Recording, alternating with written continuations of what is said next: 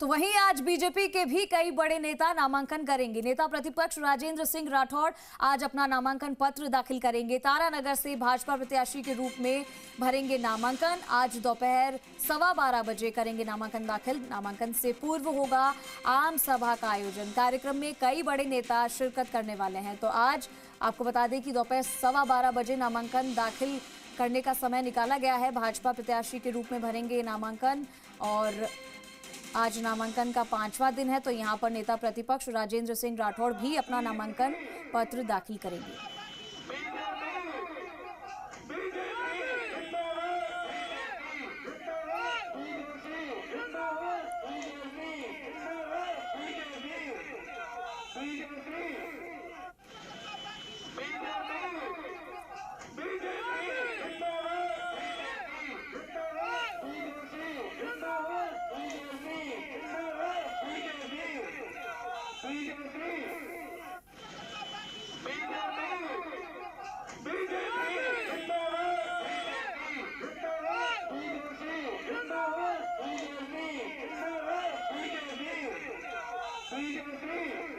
तो देखिए, नॉमिनेशन का आज 5वां दिन है और इसी को लेकर राजेंद्र राठौड़ भी अपना नामांकन दाखिल करने वाले हैं। 5वां दिन भी नॉमिनेशन का है, जिसमें आज बीजेपी के कई बड़े नेता नामांकन भरने वाले हैं। और इससे पहले भी आपको बता दें कि नॉमिनेशन की प्रक्रिया जो है वो लगातार जारी है।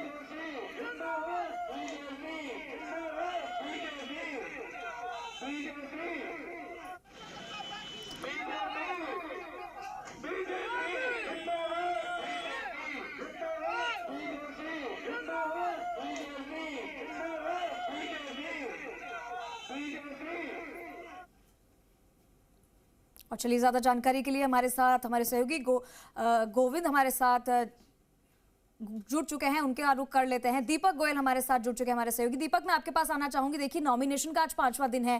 कांग्रेस की अगर बात करें तो यहाँ पर भी कई बड़े दिग्गज नेता आज नामांकन दाखिल करें, जिसमें गोविंद सिंह डोटासरा का नाम सामने आता है। लक्ष्मणगढ़ विधानसभा सीट से कांग्रेस प्रत्याशी और खाजूवाला से कांग्रेस प्रत्याशी गोविंद राम मेघवाल। तो क्या लगता है आपको कि इनके ऊपर जो है जनता का कितना विश्वास होगा?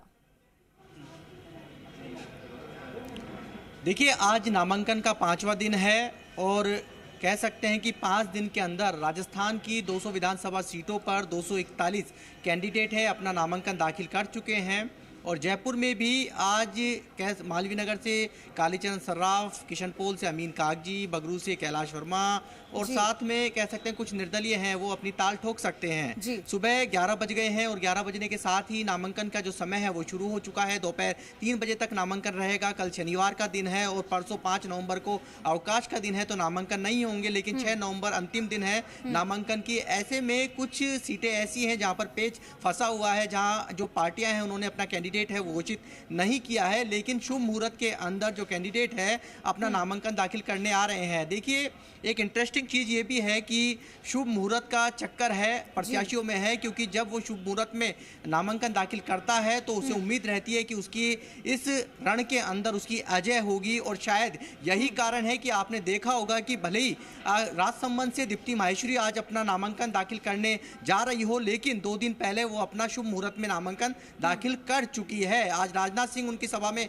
आ रहे हैं। उसी तरीके से आपने देखा कल सतीश पूनिया का वाकया कि सतीश पूनिया सुबह 11:15 बजे 2 नामांकन के सेट अपने दाखिल करके शुभ मुहूर्त में 2 शुभ मुहूर्त में उन्होंने अपना नामांकन दाखिल किया और एक 2:53 में अपना नामांकन दाखिल किया। इसी तरीके से अमीन कागजी आज अपना नामांकन दोपहर 2:22 पर दाखिल करेंगे। तो कहीं ना कहीं लगता है कि जो शुभ मुहूर्त है उसमें वो नामांकन दाखिल करते हैं तो उनके चुनावी रण के अंदर अजय होगी। और तीसरी चीज आपको और बताता हूं कि मालवीय नगर में कल जब अर्चना शर्मा नामांकन दाखिल करने आई थी तो उनके फोरम में जो कंप्लीट नहीं थे, लेकिन उनका शुभ मुहूर्त कल का था। कुछ समर्थकों ने उनको राय दी थी कि आप अगले दिन शुभ मुहूर्त में नामांकन दाखिल कर दें पूरा फार्म फिल करके, लेकिन उन्होंने जब ज्योतिषियों से पूछा कि उनके लिए शुभ दिन आज ही है तो वो अपना नामांकन रिटर्निंग अधिकारी के समक्ष पूरा कंप्लीट करके जरूर देखा जा रहा है। दीपक, अगर बीजेपी की अगर हम बात करते हैं, कांग्रेस की हमने बात की, तो यहाँ पर भी कई बड़े नेता है जो आज नॉमिनेशन की प्रक्रिया को पूरा करेंगे। राजेंद्र सिंह राठौड़ है, उनका नाम है इस लिस्ट में।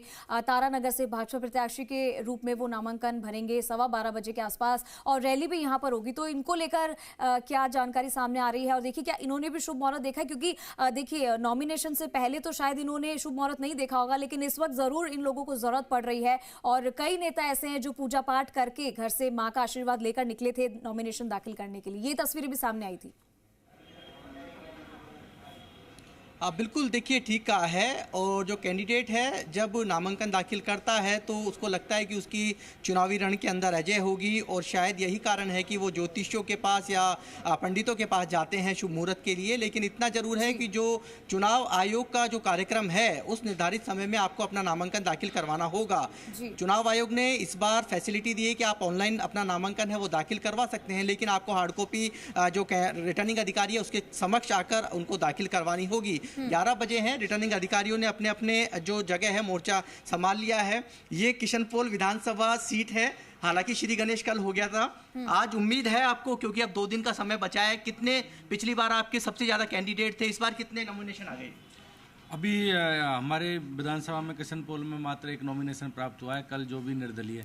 लेकिन चूंकि अब हमें लग रहा है कि अब नामांकन आज कल में आना शुरू हो जाएंगे। आज नामांकन आने की काफ़ी संभावना है। क्या समय के अनुसार ही नामांकन दाखिल 3 बजे के बाद किसी को एंट्री नहीं दी जाएगी? 3 बजे पश्चात किसी को एंट्री नहीं दी जाएगी, ना ही कोई नामांकन लिया जाएगा। नामांकन का समय 11 बजे से 3 बजे तक का है। उसके बीच में जो भी अभ्यर्थी है, जो भी उम्मीदवार अपना नामांकन पेश करना चाहेगा उसका नामांकन लिया जाएगा। उम्मीद है कम नामांकन रहेगी तो थोड़ी सी राहत मिलेगी ईवीएम में लगाने में। हाँ, नामांकन कम होगा तो कम बीयू लगेंगी, तो उससे थोड़ा जो हमारी मशीन तैयार करने की जो प्रक्रिया होती है उसमें थोड़ी आसानी हो जाती है। ये रिटर्निंग अधिकारी हैं किशनपोल। इन्होंने कहा कि देखिए, क्योंकि पिछली बार 46 नामांकन इनके पास कैंडिडेट थे चुनावी मैदान के अंदर, 2018 के अंदर सबसे ज़्यादा कैंडिडेट थे।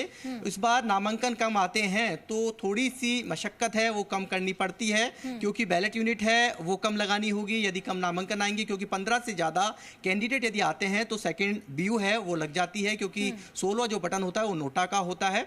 तो इस तरीके से सभी जगह पर नामांकन की हालांकि संख्या बेहद कम है। 241 के करीब राजस्थान में अभी तक नामांकन आए हैं, और जयपुर में भी कुछ सीटें ऐसी हैं जहां पर अभी खाता नहीं खुला है। लेकिन उम्मीद है, क्योंकि अब समय कम बचा है, समय क्योंकि आज का दिन है, कल है और फिर सोमवार का दिन है, 3 दिन का समय है। और 3 दिन के अंदर जो तमाम जो कैंडिडेट्स है जिन्होंने पार्टियों ने टिकट दिया है या फिर बागी होकर जो अपने चुनावी मैदान में ताल ठोक रहे हैं या फिर जो नाराज हैं या निर्दलीय हैं, जो उम्मीदवार है वो अपना नामांकन दाखिल करेंगे। जैसे कि आप व्यवस्थाओं की बात कर रहे हैं, आप बात कर रहे हैं उनसे और बता रहे हैं कि पिछली 2018 की बात करें तो कम ज्यादा नॉमिनेशंस हुए थे, लेकिन इस बार अगर कम होता है तो दबाव कम पड़ता है। लेकिन यहाँ पर बागियों की अगर आप जैसे बात कर रहे हैं तो कई टिकटें ऐसी भी जो बागियों को मिली है, जो दल बदलू है उन्हें भी टिकट दिया गया है। तो आपको क्या लगता है दाव कहाँ फंस रहा है, कि कहाँ पर जो अगर इनको मौका मिलता है तो ये पार्टी के लिए फायदेमंद साबित होगा, या इस बार भी फिर से बगावत के सुर कहीं से सुनाई देंगे जो अभी तक चल रहा है?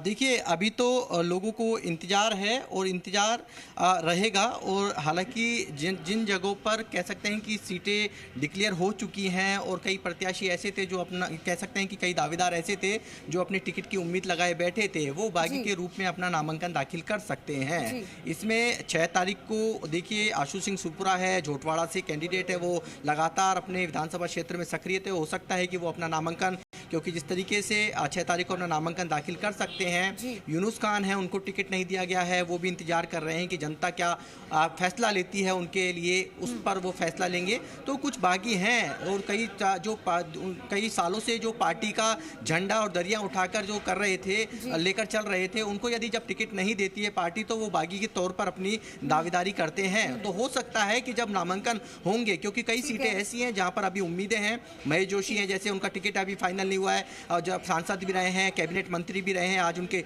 ईडी का छापा भी पड़ा है। तो आज कवायद है कि कई दावेदार हैं। हवा महल से अभी सीट डिक्लेयर नहीं हुई है, सिविल लाइन है वहां से बीजेपी ने अभी टिकट नहीं दिया है, आदर्श नगर से अभी बीजेपी ने टिकट नहीं दिया है, किशनपोल ऐसी सीट है जहां पर अभी बहुत सारी टिकटें अभी बाकी है, बहुत सारी सीटें अभी बाकी है। कई लोग ऐसे हैं जो बगावत तेवर दिखा सकते हैं यहाँ पर। दीपक, बहुत बहुत शुक्रिया आपका इस तमाम जानकारी।